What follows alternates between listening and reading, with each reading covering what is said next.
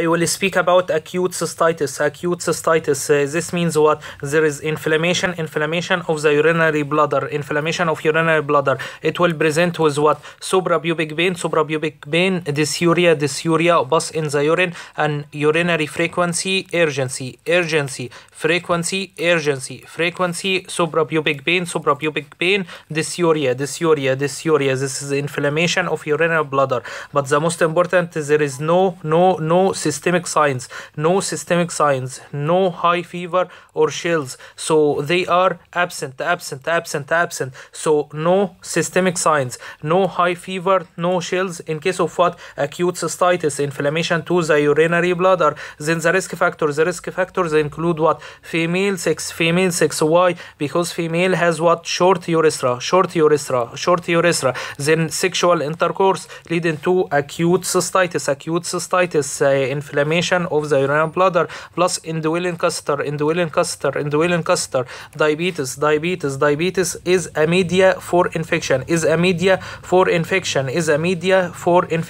Then impaired bladder emptying leading to accumulation of the urine.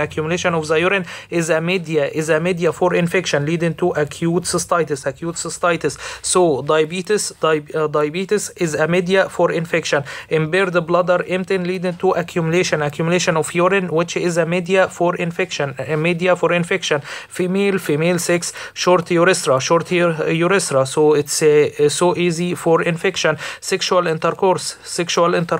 So the causes, E. coli is the most common, and this is the most important. So acute cystitis, E. coli. Even in case of sexually active young women, you will say what? Staphylococcus subprophyticus, but E. coli is still the most common. E. coli is still more common than Staphylococcus subprophyticus in this group. So Staphylococcus subprophyticus in case of what? In case of sexually active young women. But E. coli is still more common in this group. So E. coli is the most common. E. coli, acute cystitis. E. coli, even if in case of what? Sexually active young woman. Then Klebsiella, Proteus. You remember Klebsiella and Proteus leading to what? Leading to conversion of the urea into ammonia, leading to alkalinization of the urine, which is a media for ammonium magnesium phosphate stone. You remember this stone, ammonium magnesium phosphate stone, strophiate. And we have what? We have the Proteus urease positive organism, Proteus Klebsiella and Staphylococcus subprophyticus. Proteus Staphylococcus subprophyticus in case of sexually active women. Then Klebsiella urease positive, so they will convert what? Urea into ammonia, leading to alkalinization of the urine, so elevation of pH in the urine, which is a suitable media for what? Ammonium magnesium phosphate stone, strophiate stone. Then the next one we have what here? Proteus urine has ammonia. So labs. Of course there is infection in acute cystitis, so it's positive for what? Leukocyte esterase nitrites. So positive leukocyte esterase nitrites, positive nitrite indicates the presence of E. coli enterobacteriaceae. So E. coli. Then there is something called sterile biuria. Means what? There is pus in the urine, but it's sterile. Sterile means what? Negative urine culture, but there is biuria. So it's called sterile biuria. So there is biuria, but it's sterile. So there is what? Negative urine culture. So can suggest what? Urethritis caused by what? Other organism, like what? Neisseria and chlamydia. So you will detect Neisseria and chlamydia by what? By NAT. NAT is what? Is the nucleic acid amplification test.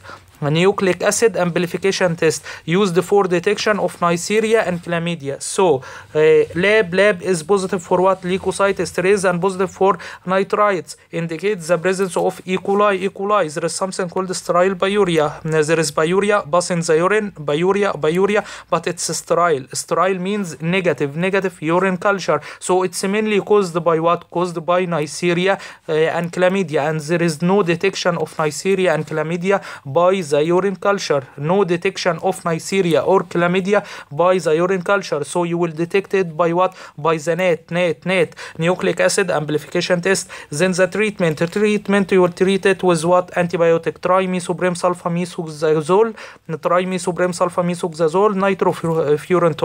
nitrofurantoin, and trimesoprem sulfamethoxazole. So antibiotics like what?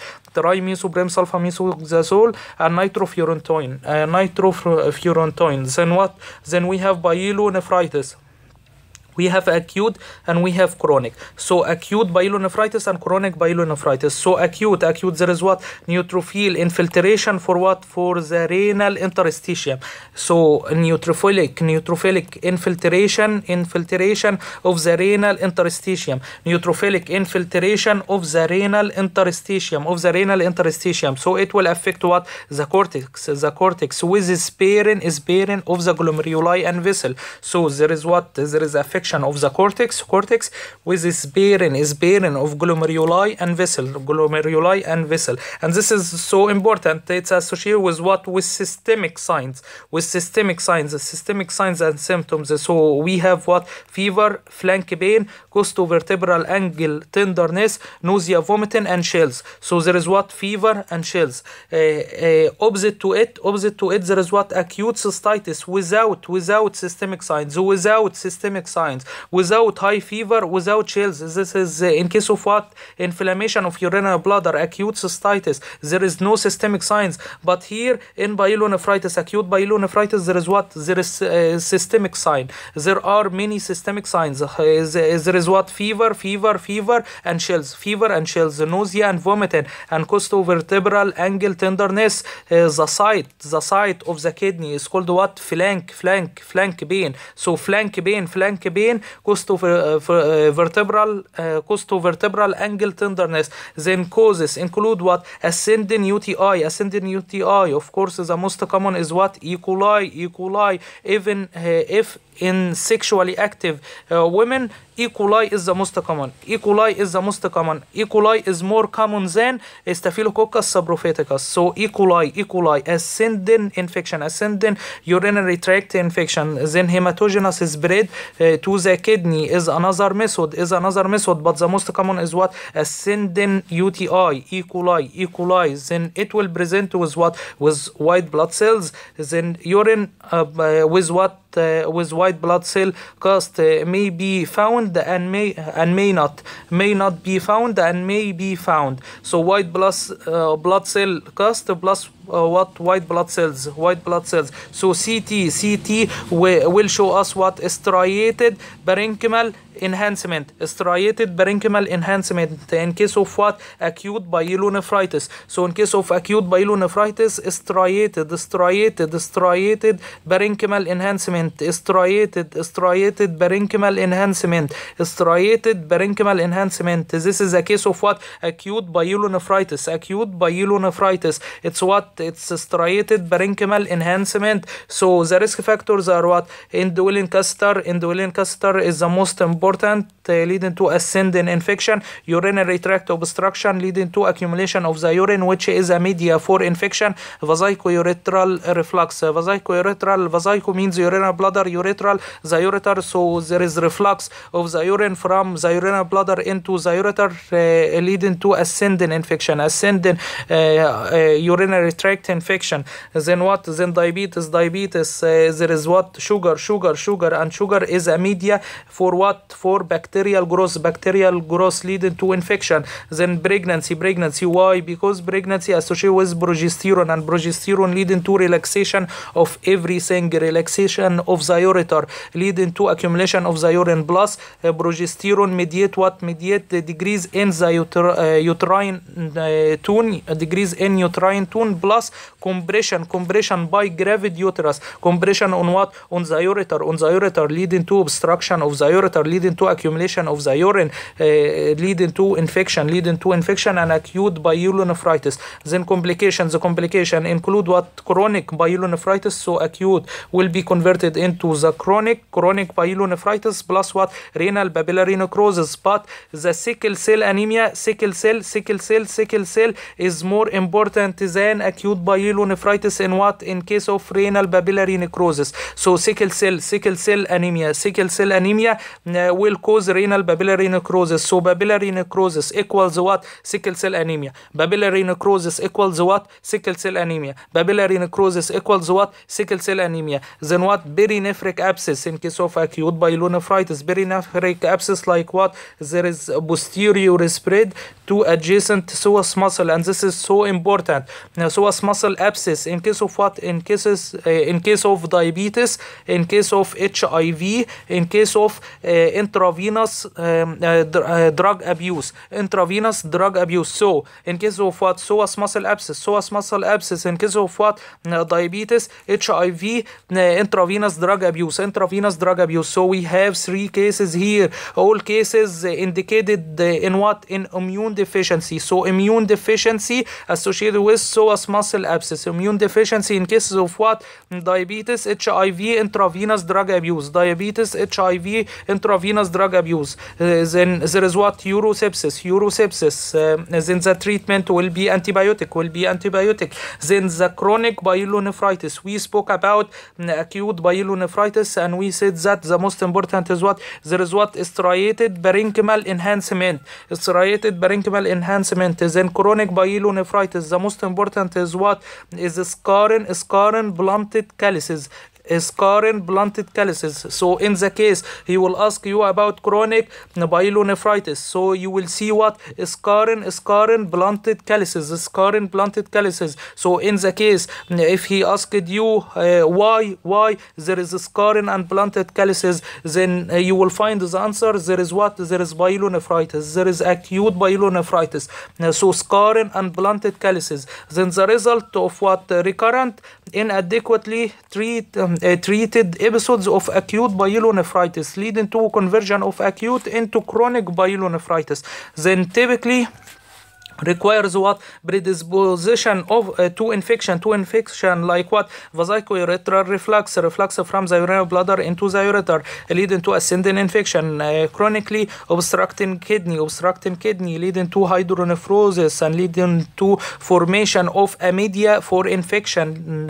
So there is what? Chronically obstructing kidney by stone, leading to accumulation of urine, which is a media for infection. Then coarse asymmetric corticomedullary scarring and blunted calyces. So scarring and blunted calyces is the most important in chronic pyelonephritis. So tubules can contain eosinophilic cast resembling thyroid, and this is so important. So this is the shape of it. It's like what? It's like thyroid. So it's called the thyroidization of the kidney.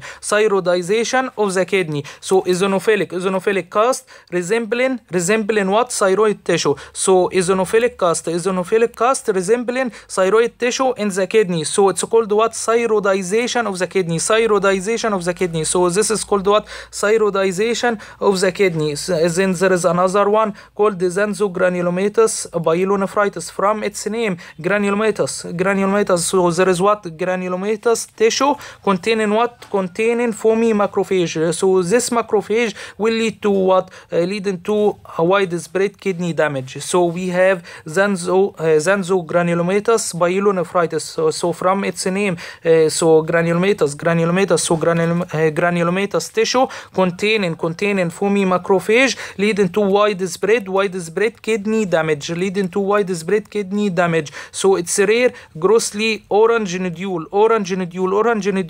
Mimic what? Mimic tumor nodule. So orange nodule, tumor nodule, mimic tumor nodule. So xanthogranulomatous pyelonephritis is what? Granulomatous tissue contains form macrophage leading to widespread kidney damage, and it will appear as what? Orange nodule. Mimic what? Mimic tumor nodule. Mimic the tumor nodule. It's called xanthogranulomatous pyelonephritis and associated with what? Proteus infection. So xanthogranulomatous pyelonephritis granulomatous tissue contains foamy macrophage leading to widespread kidney damage and contains orange nodule. Mimics tumor nodules, and it's associated with what? Proteus infection.